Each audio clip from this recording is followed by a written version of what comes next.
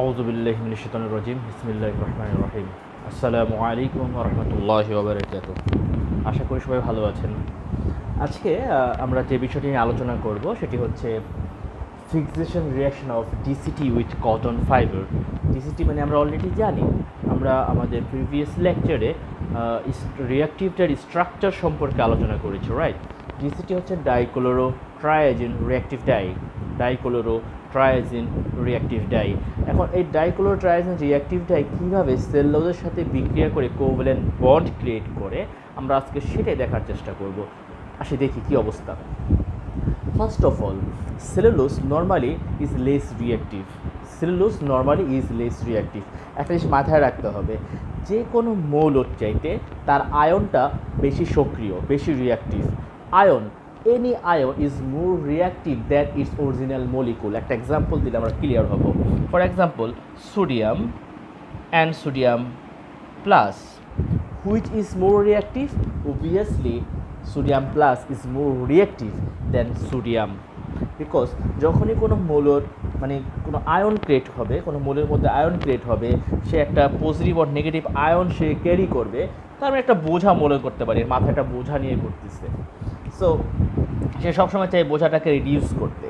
তাহলে আমরা এতটুকু শুধু জানি যে যে কোনো আয়ন তার অরিজিনাল মৌলের চাইতে বেশি reactive. Okay, so similarly cellulose is less reactive because it's not in ion condition, in ion state. So cellulose এখানে আয়ন স্টেটে নাই। এখন আমরা যদি এটাকে আয়ন বানাইতে পারি তাহলে এটা মোর রিয়াক্টিভ হবে। আমরা চাই সেলুলোজ খুব রেডিলি অ্যান্ড স্পন্টেনাসলি রিয়াক্টিভ ড্যাশ সাথে বিক্রিয়া করুক, রাইট? এই জন্য আমরা যখন অ্যালকালি অ্যাড করি, অ্যালকালি আমরা জানি অ্যালকালি জৈব দ্রবণে কী দেয়? হাইড্রোক্সিল আয়ন দেয়। অ্যালকালি জৈব দ্রবণে কী দেয়? হাইড্রোক্সিল আয়ন দেয়, right? Alkali donates hydroxyl ion in aqueous solution, right? So from addition of alkali আমরা জানি in addition of alkali আমরা অ্যালকালিতে কী পাবো? হাইড্রোক্সিল গ্রুপ পাবো। যখন আমরা অ্যালকালি অ্যাড করব, এই অ্যালকালি আমার সেলের সাথে সুন্দর একটা বিক্রিয়া করবে, বিক্রিয়া করে এখান থেকে হাইড্রোজেনটা নিয়ে যাবে, এটা প্লাস এটা মাইনাস, এটা নিয়ে চলে যাবে, সে নিয়ে কী হয়ে যায়? পানি হয়ে যায়। আর এইখানে এই জিনিসটা কী হয়ে যায় দেখি? সেলুলোজেট আয়ন, দি মোর রিয়াক্টিভ সেলুলোজেট আয়ন। তার মানে আমরা যখন রিয়াক্টিভ ডাই দিয়ে সেলুলোজকে ডাই করব, আমাদেরকে মাথায় রাখতে হবে, আমরা যখন রিয়াক্টিভ ডাই দিয়ে সেলুলোজকে ডাই করব মাথায় রাখতে হবে we have to convert the cellulose into more reactive cellulosate ion. আর এই কাজটা করার জন্য আমরা কী অ্যাড করি? আমরা অ্যালকালি অ্যাড করি। কী অ্যাড করি? অ্যালকালি অ্যাড করি। In addition of alkali this cellulose converted into more reactive cellulosate ion. এই cellulosate ion is readily react with the reactive dye, right? এটা মাথায় রাখতে হবে। তাহলে আমরা কি করলাম? আমরা যেটা করলাম সেটা হচ্ছে আমরা অ্যালকালি অ্যাড করে লেস রিয়াক্টিভ সেলুলোজকে আমরা মোর রিয়াক্টিভ সেলুলোজেট আয়নে কনভার্ট করলাম, যাতে সেলুলোজেট আয়ন খুব রেডিলি রিয়াক্ট করতে পারে, বিক্রিয়া করতে পারে এবং ইজিলি বন্ড ক্রিয়েট করতে পারে, রাইট? ফার্স্ট স্টেপ আমাদের স্টেপ 1 হচ্ছে আমরা এখানে কি করব? সেলুলোজটাকে সেলুলোজেট আয়নে কনভার্ট করলাম, ফাইন। সেকেন্ড স্টেপ, এখন বিক্রিয়া হবে। আমরা অলরেডি ডায়ের স্ট্রাকচার জানি, ডায়ের এখানে কী কী আছে আমরা জানি সব। এটা ব্রিজিং গ্রুপ, এটাও আমরা জানি। এটা হচ্ছে আমাদের সেই কাঙ্ক্ষিত রিয়াক্টিভ গ্রুপ বা রিয়াক্টিভ পার্ট বা রিয়াক্টিভ অংশটা। তো এখানে রিয়াক্টিভ গ্রুপ মূল বিক্রিয়া করবে কে? ক্লোরিন। তো এখানে কি হয়? এই যে মোর রিয়াক্টিভ সেলুলোজেট আয়ন এখানে যেটা করবে, সে ক্লোরাইডকে সরাই দিবে, রিপ্লেস করবে, সাবস্টিটিউট করবে। ক্লোরাইডকে কী করবে? সে সরাই দিবে। দেখি কী হয়?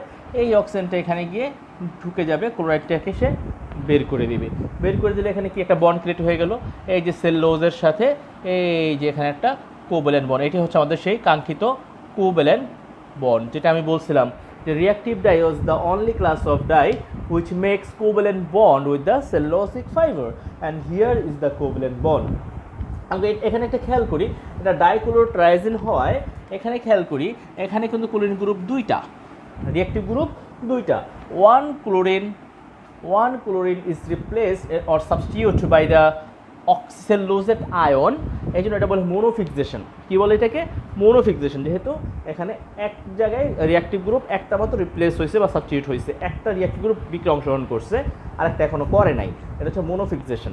ওকে, তাই এটা আমরা জেনে গেলাম কীভাবে মোনোফিক্সেশন হচ্ছে। এবং এখানে লিভিং গ্রুপ হচ্ছে ক্লোরাইড আয়ন বের হয়ে যাচ্ছে একটা মাইনাস আয়ন নিয়ে। ফাইন, এখানে যেহেতু রিঅ্যাক্টিভ গ্রুপ আরেকটা রয়ে গেছে, এই remaining reactive group react with the another cellulosate ion, same বিক্রিয়া ওকে সাবস্টিটিউট করে ফেলবে এবং এখানে একটা কোভ্যালেন্ট বন্ড, এই যে সেম এখানে একটা কোভ্যালেন্ট বন্ড ক্রিয়েট হবে এবং এটা হচ্ছে কি আমার লিভিং গ্রুপ। তাহলে এই হচ্ছে আমাদের fixation reaction of DCT or dichlorotriazine reactive dye with cotton. সেই ফার্স্ট অফ অল আমাদের সেলুলোজটাকে সেলুলোজেট আয়নে কনভার্ট করতে হবে। সেকেন্ডলি সেলুলোজেট আয়ন রিঅ্যাক্টিভ ডাইয়ের সাথে প্রথমে মোনোফিক্সেশন হবে, একটা ক্লোরাইড আয়নকে সে রিপ্লেস করবে, সাবস্টিটিউট করবে, দেন সেকেন্ডলি সেকেন্ড ক্লোরাইড আয়নটাকেও সে কি সাবস্টিটিউট করে দিবে। তাহলে এটা হচ্ছে মোনোফিক্সেশন, এটা হচ্ছে ডাইফিক্সেশন, এটা হচ্ছে মোনোফিক্সেশন, এটা হচ্ছে ডাইফিক্সেশন। এখন এখানে একটা কথা আছে, কথা হচ্ছে আমরা জানি আমাদের পুরো বিক্রিয়াটা হবে কোথায়, একটা জলীয় দ্রবণে, একুয়াস সলিউশন, জলীয় দ্রবণে। একুয়াস সলিউশন মানে জলীয় দ্রবণে হবে। তো জলীয় দ্রবণে কি আছে, পানির মধ্যে কি আছে, পানির মধ্যে আছে, আমরা একটু দেখি পানিকে ভাঙলে কি পাওয়া যায়, এই যে পানি, পানিকে ভাঙলে কি H+ আর OH- পাওয়া যায়, একটা হাইড্রোক্সিল গ্রুপ কি পাওয়া যায়, হাইড্রোক্সিল গ্রুপ পাওয়া যায়। মাথা রাখতে হবে এই hydroxyl ion is very strong ion and compete with the cellulosate ion. মানে হচ্ছে এই সেলুলোজেট আয়নের কম্পিটিটর হচ্ছে হাইড্রোক্সিল আয়ন, সেলুলোজেট আয়নের কম্পিটিশন হচ্ছে হাইড্রোক্সিল আয়ন, স্ট্রং কম্পিটিটর। ওকে, তো হাইড্রোক্সিল আয়ন কী করে, যদি আমাদের বিক্রিয়াটা কন্ট্রোল হতে না করি, অ্যাক্সেশনটা ঠিক মতো না করতে পারি, আমরা যদি বিক্রিয়াটা পুরো রিয়াকশনটা পুরো ডাইনটা যদি কন্ট্রোল না করি, সিকোয়েন্স মেনটেন না করি, তাহলে দেখা যায় বিভিন্ন কারণে যে সেলুলোজেট আয়নের পরিবর্তে হাইড্রোক্সিল আয়ন বিক্রিয়া করে শুরু করে দেয়। কেন দেখি, সেলুলোজেট আয়নের চার্জ নেগেটিভ অ্যান্ড হাইড্রোক্সিল আয়নের চার্জও কি নেগেটিভ, দুটো কিন্তু সিমিলার। তখন দেখা যায় এই সেলুলোজেট আয়নের পরিবর্তে পানিতে থাকা এই হাইড্রোক্সিল আয়ন ক্লোরাইড আয়নকে সরায় দেয় এবং এইখানে হাইড্রোক্সিল গ্রুপ আইসা ডায়ের সাথে বিক্রিয়া করে। সিমিলারলি সেম এখানেও দেখা যায় যে সেলুলোজের পরিবর্তে হাইড্রোক্সিল আয়ন এসে ক্লোরাইডকে সরায় দিয়ে এখানে ঢুকে যায়। তাহলে কি হলো, আমাদের এখানে থাকার কথা ছিল সেলুলোজ, সে সেলুলোজ তো নাই, উল্টা কি পানির হাইড্রোক্সিল গ্রুপ, অর্থাৎ সহজ কথা হচ্ছে পানির সাথে বিক্রিয়া করছে। যদি আমরা টোটাল বিক্রিয়াটাকে কন্ট্রোল না করি, আমাদের পিএইচ, আমাদের টেম্পারেচার, আমাদের টাইম, আমাদের এডিশন অফ কেমিক্যালস, এগুলোর সিকোয়েন্স যদি ঠিকঠাক না থাকে, তাহলে যেটা হবে সেটা হচ্ছে the more strong competition hydroxyl ion competes with the cellulose ion and react with the dye and converted the dye into water, মানে এটাকে বলে হাইড্রোলাইসিস রিয়াকশন। এটাকে আমরা তখন ফ্রিকশন রিয়াকশন আর বলতে রাজি না, কারণ ফ্রিকশন হচ্ছে সেলুলোজের সাথে, আমাদের ডিজায়ার্ড রিয়াকশন হচ্ছে, আমাদের কাঙ্ক্ষিত রিয়াকশন হচ্ছে reactive dye react with the cellulose. যদি সেলুলোজের সাথে বিক্রিয়া করে তাহলে আমরা একে বলবো ফিক্সেশন রিয়াকশন। কিন্তু যদি আনডিজায়ার্ড রিয়াকশন হয়, আনওয়ান্টেড রিয়াকশনের মাধ্যমে আমাদের রিয়াক্টিভ ডাইটা পানির হাইড্রোক্সিল গ্রুপের সাথে বিক্রিয়া করে, তখন সেটাকে আমরা ফিক্সেশন বলবো না, এটাকে বলবো হাইড্রোলাইসিস রিয়াকশন। Hydrolysis reaction. আর হাইড্রোলাইসিস অবশ্যই কটনের সাথে হয় না, হাইড্রোলাইসিস কার সাথে হয়, পানির সাথে হয়। হাইড্রোলাইসিস কার সাথে হয়, পানির সাথে, অর্থাৎ এখানে রং হবে পানি। আমাদের ডাই করার কাজ কি, কালার করবো কাকে, আমাদের ডিজায়ার্ড অবজেক্টটা কী ছিল, টু কালার দ্য ফেব্রিক, কিন্তু এই ক্ষেত্রে কালার হয়ে যাবে ওয়াটার, এখানে হয়ে যাবে যে টু কালার দ্য ওয়াটার, মানে পুরো ডাইটাই ওয়াস্টেজ হয়ে যাবে, পুরো ডাইটাই ওয়াশ। এটাকে অ্যাকচুয়ালি এই হাইড্রোলাইসিস ডাইটাকে খুব ইজিলি রিকভারও করা যায় না, পুরো রিয়াকশন করে ফেললে, যখন রিয়াক্টিভ ডাইটা রিয়াকশন করে ফেলে এটাকে সহজে আর কি করা রিকভার করা যায় না। So this very important case যে hydrolysis reaction of DCT with water, যদি আমাদের পুরো রিয়াকশনটা পুরো টাইমটা আন্ডার কন্ট্রোল না থাকে, আমাদের যে কন্ট্রোলিং প্যারামিটার্সগুলো আছে, temperature, time, pH, everything and edition of chemicals, এগুলো যদি আমাদের সিকোয়েন্স মতো না হয়, কন্ট্রোলিং হয়তো না হয়, তখন দেখা যায় যে strong competition of cellulosate ion is hydroxyl ion react with the dye and hydrolyze the dye, ডাইকে হাইড্রোলাইজ করে দেয়, and it is the big potential problem of reactive dye is hydrolysis. হাইড্রোলাইসিসের মাধ্যমে একটা বড় অংশ রিয়াক্টিভ ডাইয়ের একটা বিশাল অংশ ওয়াস্টেজ হয়ে যায়। কীভাবে ওয়াস্টেজ হয়ে যায়? কারণ সে তখন পানিতে মিশে যায়, পানির সাথে একেবারে মিশে যায়, মানে কি একদম মিশে যায়, একদম কোভ্যালেন্ট বন্ড ক্রিয়েট করে, বুঝতেই পারতেছি, একটি স্ট্রোক বন্ড করার মাধ্যমে একদম পানির সাথে মিশে যায়। তাহলে এটা আমাদের আনওয়ান্টেড রিয়াকশন। তাহলে আমরা এখান থেকে দুটো জিনিস শিখলাম, একটা হচ্ছে ফিক্সেশন রিয়াকশন, এটা হবে কার সাথে? সেলুলোজের সাথে। যদি আমাদের টোটাল ডাইংটা আন্ডার কন্ট্রোল থাকে তাহলে আমরা বলতে পারি আমাদের ম্যাক্সিমাম হবে ফিক্সেশন রিয়াকশন আর মিনিমাম হবে হাইড্রোলাইসিস রিয়াকশন। হ্যাঁ, এটা ঠিক, কোনোভাবেই হাইড্রোলাইসিস রিয়াকশনকে জিরোর কোঠায় আনা সম্ভব হয় না। স্টিল নাও এখন পর্যন্ত আমরা রিয়াক্টিভ ডাই দিয়ে ডাই করব, কিন্তু হাইড্রোলাইসিস হবে না, এটা এখন পর্যন্ত কল্পনা করা যায় না হাইড্রোলাইসিস হবে। এখন আমাদের কাজ হচ্ছে হাইড্রোলাইসিস রিয়াকশনটা কীভাবে মিনিমাইজ করা যায়। এখন যদি ডাইং করতে গিয়ে দেখা যায় 60% হয়ে যায় হাইড্রোলাইসিস, তাহলে তো হবে না, তাহলে তো বিশাল লস, তাই না? তো আমাদের এখানে কাজ হচ্ছে ফিক্সেশন রিয়াকশনটাকে ম্যাক্সিমাইজ করা আর হাইড্রোলাইসিস রিয়াকশনটাকে মিনিমাইজ করা। এতে করে কী হবে? আমাদের ডাই ওয়াস্টেজ কম হবে এবং আমাদের ডাইগো কী হবে? অবভিয়াসলি ইভেন হবে, ভালো হবে, ওয়াস্টেজ কম হবে, মানে কস্ট অনেক মিনিমাইজ হয়ে যাবে। Is important. আচ্ছা, তাহলে আমাদের ফিক্সেশন রিয়াকশনটা হবে কটনের সাথে। First of all we have to add alkali to convert the cellulose into cellulosate ion, because cellulosate ion is more reactive and readily react with the reactive dye. Okay, তো cellulosate ion যখন আমরা convert করবো তখন এটা খুব easily, সেলুলোজেট ion খুব easily chloride আয়নকে বা ক্লোরিনকে substitute করবে, রিপ্লেস করে এখানে একটা কোভ্যালেন্ট বন্ড ক্রিয়েট করবে। এখানে হবে কি? তখন সেলুলোজেট আয়ন এখানে। আর যদি আমরা আন্ডার কন্ট্রোল, মানে কন্ট্রোলিং ওয়েতে সব কিছু অ্যাড করতে না পারি, পুরো ডাইংটা যদি আমাদের কন্ট্রোলে না থাকে, তাহলে যেটা হবে সেলুলোজেট আয়নের পরিবর্তে পানিতে থাকা হাইড্রোক্সিল আয়ন এসে এখানে বিক্রিয়া করে ফেলবে, এটা হবে ওয়াস্টেজ। এটা হচ্ছে হাইড্রোলাইসিস রিয়াকশন।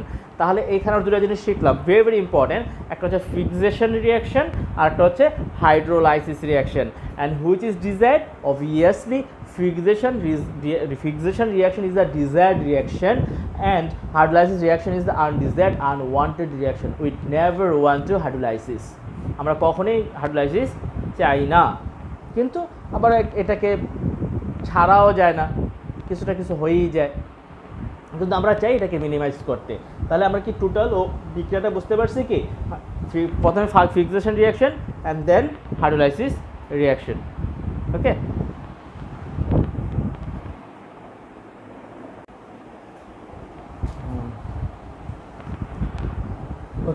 এখন আমরা যেটা নিয়ে আলোচনা করব সেটা হচ্ছে স্টেজ ইন রিয়াক্টিভ ডাইং। অর্থাৎ আমাদের রিয়াক্টিভ এটা কয়টা স্টেজে হয়? সিম্পল তিনটে স্টেজ হবে। একটা হচ্ছে এক্সেশন স্টেজ, একটা ফিক্সেশন, একটা পোস্ট ডাইং ওয়াশিং।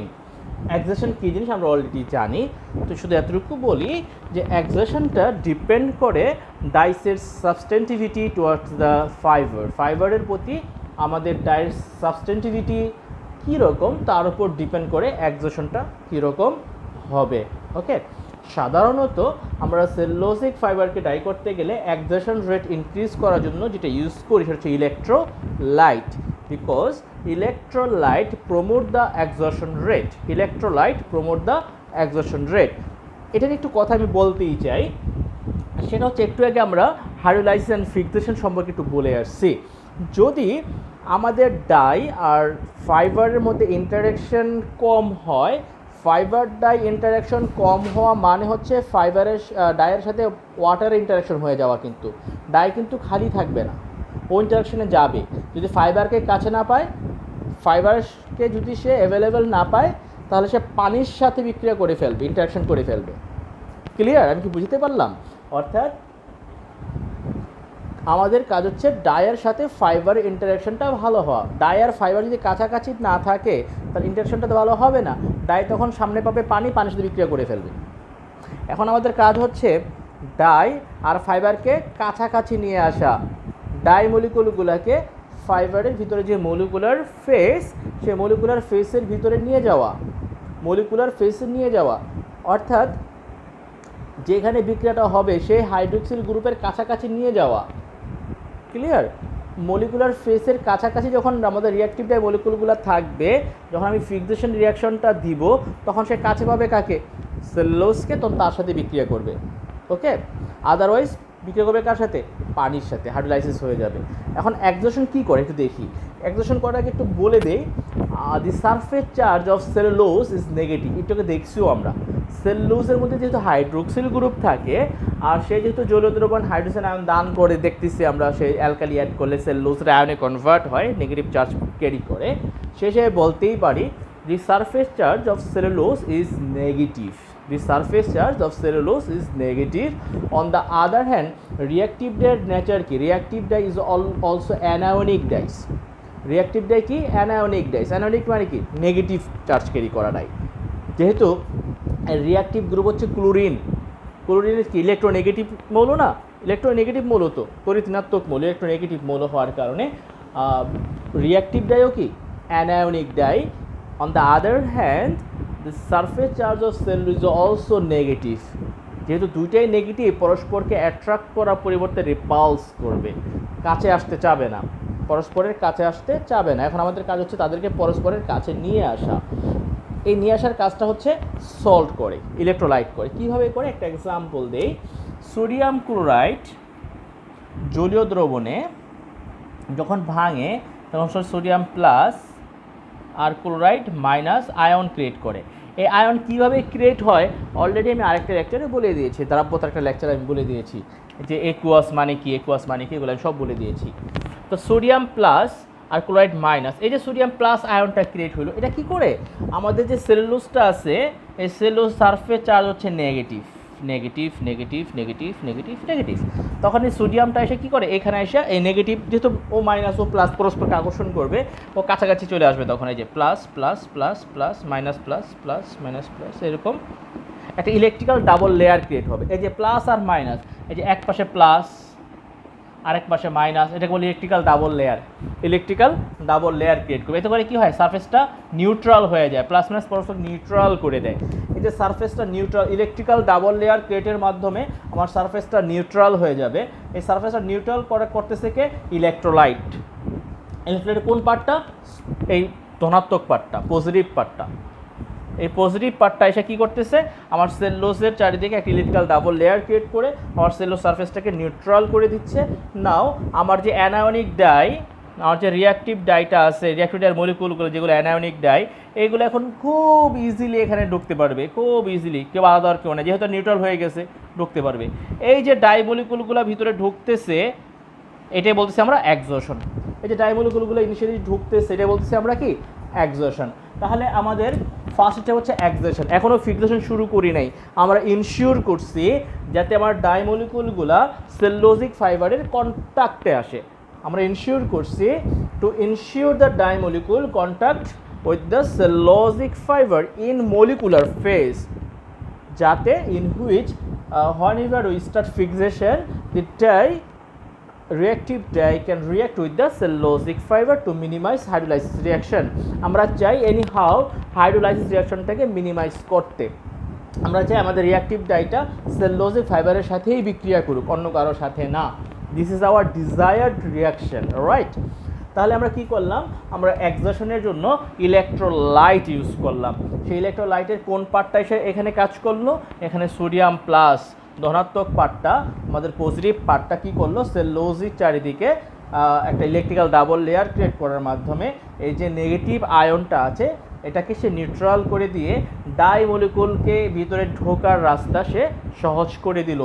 এখন ডাই মলিকুল খুব ইজিলি আমার সেলুলোজ চারপাশে আইসা ভিড় করবে, জমা হবে, এবং এতে করে কি হবে, এক্সোশনটা ভালো হইল। আমাদের কাজই হচ্ছে ইলেকট্রোলাইট অ্যাড করার মাধ্যমে এক্সোশনটাকে প্রমোট করা। এখন ডাই মলিকুল কোথায় আছে, ডাই মলিকুলগুলো একেবারে ডায়ের কাছাকাছি আসে, ডায়ের কাছাকাছি আছে। Now we can start fixation reaction, right? Now we can start fixation reaction. তো ফিক্সেশন দিব, তো এক্সোশন কি দিয়ে হয়, এডিশন অফ সল্ট যখন অ্যাড করব তখন এক্সোশন হয়ে গেল, এক্সোশন শুরু হইল। আর ফিক্সেশন হবে কি কখন, এডিশন অফ অ্যালকালিন মিডিয়ামে সাধারণত রিঅ্যাক্টিভ ডাই বিক্রিয়া করে। পিএইচ অ্যালকালি মিডিয়াম 10 থেকে 11 বা এরকম, বা 10 থেকে 12 এরকমও হয়। পিএইচ 10 থেকে 11 এই মিডিয়ামে রিঅ্যাক্টিভ ডাই বিক্রিয়া করা শুরু করে। এবং আমরা জানি যখন আমরা অ্যালকালি অ্যাড করি তখন সেলুলোজটা কী জানি হয়, cellulose converted into more reactive cellulosate ion. যখন আমরা অ্যালকালি অ্যাড করি তখন সেলুলোজেট আয়নে কনভার্ট হয়, তখন সে কী করবে, রিঅ্যাক্টিভ ডাইয়ের সাথে বিক্রিয়া করবে, কোভ্যালেন্ট বন্ড ক্রিয়েট করবে। কীভাবে করে আমরা অলরেডি দেখে আসছি একটু আগে, কীভাবে রিঅ্যাক্টিভ ডাই সেলুলোজের সাথে কোভ্যালেন্ট বন্ড করে, কীভাবে বিক্রিয়াটা হয়, ফিক্সেশন রিঅ্যাকশনটা কীভাবে হয়, রাইট?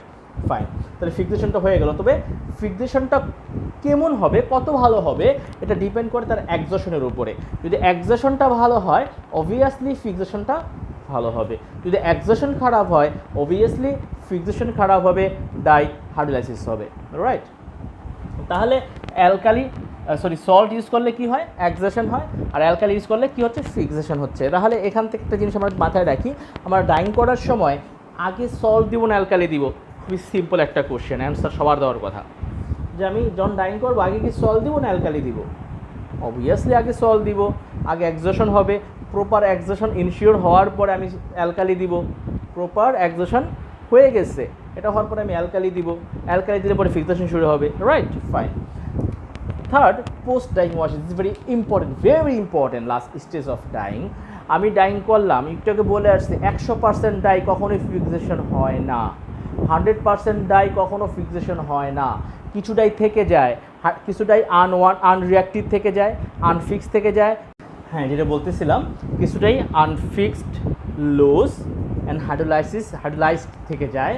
সেই ডাইগুলো লুজ ডাই, যেগুলো লুজ ফাইবার সাথে ইন্টারাকশন যায় নাই, ফিক্সেশন হয় নাই, এগুলো যদি থেকে যায়, আমরা যেগুলোকে রিমুভ না করি, তাহলে ডোমেস্টিক যে ওয়াশ হবে তখন সেই ওয়াশের কারণে ডাইগুলো ব্লিড হয়ে ক্রস স্টেনিং হবে, রাইট? অন্য একটা কাপড় ধুইলাম, সাদা কাপড়, সেটাও রং হয়ে গেল, ডাই হয়ে গেল, তো বিপদ না?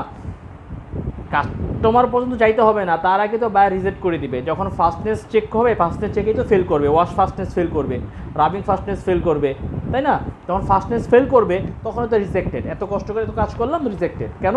ওই ফাইবারের ভিতরে লুজ ডাই, আনফিক্সড ডাই, হ্যাঁ, তারপরে হাইড্রোলাইজড ডাই থেকে গেছে। এই জন্য after dyeing very important stage হচ্ছে ওয়াশ করা। আমরা ওয়াশটাকে মনে করি এটা বেশি ইম্পর্টেন্ট, ডাইং করে ফেলতে শেষ, নো, নেভার। ও ডাইংয়ের পরে এই ডাইটাকে অ্যাকসেপ্টেবল করার জন্য কী করতে হবে, এই ওয়াশটা খুব ইম্পর্টেন্ট। এই আনফিক্সড ডাই, লুজ ডাই, এই হাইড্রোলাইজড ডাই, এগুলোকে ফাইবারের থেকে রিমুভ করতে হবে। এই জন্য আমাদের এখানে সোপ ওয়াশ আছে, ডিটারজেন্ট ওয়াশ আছে, কোল্ড ওয়াশ আছে, হট ওয়াশ আছে, বা রিনসিং আছে। এসব মাধ্যমে আমাদের ইনশিওর করতে হবে যাতে ফাইবারের মধ্যে সিঙ্গেল কোনো আনফিক্সড ডাই মলিকুল না থাকে, কারণ আমরা কাস্টমার কমপ্লেন খেতে চাই না, 1। 2 নাম্বার, কোনোভাবেই আমরা চাই না আমাদের ফাস্টনেস প্রপার্টিস ফেল করুক, ওকে? এবং সত্যি কথা বলতে কি, টোটাল ডাইংয়ের যে কস্ট হয়, টোটাল ডাইংয়ের 50% কস্ট চলে যায় ওয়াশে আর রিফুলেন্ট প্লান্ট, ইটিপিতে, ঠিক আছে? সো এটা খুব ইম্পর্টেন্ট কিন্তু মনে রাখতে হবে। তাহলে এর হচ্ছে আমাদের স্টেজ রিঅ্যাক্টিভ ডাই, 3টা stage, exhaustion, fixation and post dye washing. This is very important. এবং আমরা যখন ল্যাব করবো, প্র্যাকটিক্যাল করবো, তখনও কিন্তু আমাদেরকে এই 3টা স্টেজ মেনটেন করেই করতে হবে, ওকে? তাহলে এর হচ্ছে আমাদের স্টেজ ইন রিঅ্যাক্টিভ ডাইং। এখন আমরা যেটা নিয়ে আলোচনা করব সেটা হচ্ছে dye exhaustion and dye fixation profiles for high substantivity reactive dye. Highly substantivity reactive ডাইয়ের এক্সজশন অ্যান্ড ফিক্সেশন প্রোফাইল নিয়ে আলোচনা করব। ফাইন, তো আমরা জানি আমাদের এক্সজশনটা শুরু হবে একদম ডাইংয়ের শুরু থেকে, এক্সজশনটা এনশিওর করার পরে দেন আমাদের ফিক্সেশনটা শুরু হবে, রাইট? তাহলে এটা আমাদের এক্সজশন ফিক্সেশন কার্ভ। এই পাশে হচ্ছে আমাদের এক্সজশন আর ফিক্সেশন পার্সেন্টেজ, দেখতে পারতেছি আমরা এক্সজশন অর ফিক্সেশন পার্সেন্টেজ 50 and 100। আমরা জানি 100% এক্সজশন ফিক্সেশন কখনই হয় না রিঅ্যাক্টিভ ডাইয়ের ক্ষেত্রে, 100% এক্সজশনও হবে না, 100% ফিক্সেশনও হবে না। আর হচ্ছে আমাদের ডাইং টাইম মিনিটে 0, 20, 40, 60, 80। তো অ্যাট ফার্স্ট অফ অল আমরা যখন ডাইং শুরু করি, আমরা তখন অ্যালকালি অ্যাড করি না, আমরা কি অ্যাড করি, আমরা সল্ট অ্যাড করি, ইলেকট্রোলাইট অ্যাড করি। যখন ইলেকট্রোলাইট অ্যাড করি তখন কী শুরু হয়, এক্সজশন শুরু হয়। তো ইনিশিয়ালি এক্সজশনটা খুব হাইলি হয়, খুব খারাপ, খুব দ্রুত হয়। একটা এক্সাম্পল দিই, শুরুতে আমার ফাইবারটা পুরো খালি, এর মধ্যে কোনো ডাইমলিকুল নাই, মানে ডেন্সিটি নাই বললেই চলে। আর ডাইবাথের ভিতরে ডাইমলিকুলের ডেন্সিটি অনেক বেশি। ইনিশিয়ালি ডাই ডেন্সিটি কোথায় বেশি, ডাইবাথে। তোমরা জানি হায়ার ডেন্সিটি থেকে মলিকুলগুলো লোয়ার ডেন্সিটিতে যাবে, এটাই স্বাভাবিক। তো এটা খালি পায়ে খুব দ্রুত চলে যায়, খুব দ্রুত চলে যায়, খুব দ্রুত। একটা এক্সাম্পল দিই, সাধারণত আমি মনে করি আমি 2 দিন যাবৎ না খাওয়া, প্রচণ্ড খিদা পেটে কোথাও খাইতে গেলাম বা বিয়ের দাওয়াত, সামনে প্লেট দেখলে কি মনে হয় সব খেয়ে ফেলবো, এবং প্রথম খাওয়াটা খুব দ্রুত, একেবারে যা পাই সব খেয়ে ফেলতেছি দ্রুত। খাওয়ার পর যখন পেটে একটু ভরে তখন একটু রেস্ট নেই, তারপরে আস্তে আস্তে কিন্তু আর চাইলেও খাইতে পারি না, একটা সময় আর পেট যখন ভরে যাবে খেতে পারবো না, রাইট? এরকম শুরুতে আমার ফাইবারটা খালি ছিল, ভিতরে কোনো ফাইবার মলিকুল ছিল না, তো ইচ্ছা মতো ইনটেক হয়েছে, মানে প্রথম এক্সেশনটা খুব খুব দ্রুত হয়ে যায়। তো দেখা যায় প্রথম 20 মিনিটেই আমার মোটামুটি 50% একেবারে খাড়া, 50% আমাদের ইনটেক হয়ে যায়, একেবারে খাড়া। কীভাবে দেখছি? একেবারে অনেক দ্রুত প্রথম 20 মিনিটে আমাদের এক্সেশন 50% হয়ে যায়, 50% হয়ে যায়। তখন এই 20 মিনিট পরে যখন এক্সেশন 50% হয়ে গেছে, তখন আমরা অ্যালকালি অ্যাড করি। এই 20 মিনিটের সময় আফটার 20 মিনিট আমরা কি করি? অ্যালকালি অ্যাড করি, অ্যালকালি। তখন কি হয়? ফিজিশনটা শুরু হয়। আর এখানে এক্সেশনটা কিন্তু থেমে নাই, এখানে যখন আমরা অ্যালকালি অ্যাড করি তখন একটু থামলো, একটু দিই এখানে, হ্যাঁ একটু থামলো, একটু রেস্ট নিল, তারপর আবার শুরু হইলো। কিন্তু কখন সেটা কী হবে না, 100%-এর উপরে যাবে না, তখন এই একসময় সমান হয়ে যায় আর ইকুইলিব্রিয়াম পজিশনে পৌঁছায় যায়। আর চাইলেও সে নিতে পারবে, ইনটেক করতে পারবে না, কারণ এটা ফুল, এটা যে ক্ষমতা ছিল হয়ে গেছে, চাইলেও সে ইনটেক নিতে পারবে না, মানে ইকুইলিব্রিয়াম পজিশনে পৌঁছায় যায়। এটাকে বলি আমরা প্রাইমারি এক্সেশন। এই প্রথম 20 মিনিটে যেটা হয় একদম 50% হয়ে যায়, এটাকে বলে প্রাইমারি এক্সেশন। কী বলা হয়? Primary accession. আর একদম ফাইনালি যেটা থাকে এটা হচ্ছে সেকেন্ডারি এক্সেশন, সেকেন্ডারি এক্সেশন। প্রথম 20 মিনিটের আগে যে এক্সেশনটা হয় খুব দ্রুত, এটা হচ্ছে প্রাইমারি এক্সেশন, তারপরে আস্তে স্লোলি এক্সেশন হয়ে থাকে, এটা সেকেন্ডারি এক্সেশন।